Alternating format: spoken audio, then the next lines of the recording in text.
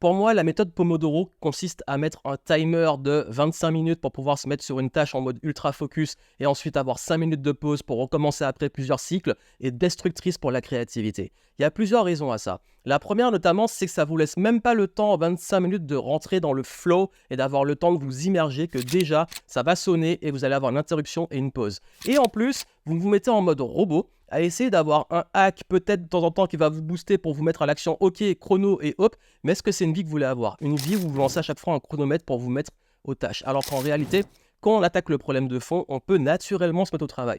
Donc l'outil n'est pas complètement à jeter, mais il est mal amené. Ce que vous pouvez faire plutôt à la place, c'est simplement, oui, si vous voulez mettre un timer ou autre, mais ce qui compte, c'est de bloquer un temps beaucoup plus long où vous allez couper les distractions, les interruptions, ce qui peut vous empêcher de travailler et juste vous mettre dans l'instant. Et seulement quand vous sentez que réellement vous décrochez, que vous en avez marre, là vous faites une pause, vous vous écoutez plutôt que de laisser un timer dicter vos rythmes. Mais la bonne nouvelle, c'est qu'à force, vous allez voir aussi que vous avez peut-être une durée de concentration qui va varier selon les jours, mais qui va être plutôt constante, où vous saurez que généralement, quand vous avez besoin de ces temps de concentration, ça va être par exemple 45 minutes ou 1 heure, etc. Et vous pourrez le timer de façon plus précise. Vraiment faites ça et arrêtez juste de copier des méthodes de productivité parce que c'est à la mode. Juste comprenez l'idée, adaptez à vous. Et c'est ma philosophie, donc abonnez-vous si vous voulez plus de conseils et allez voir dans ma bio si vous voulez des conseils pour passer du chaos au flow et réussir à mieux gérer votre temps en fonction de votre mode de fonctionnement.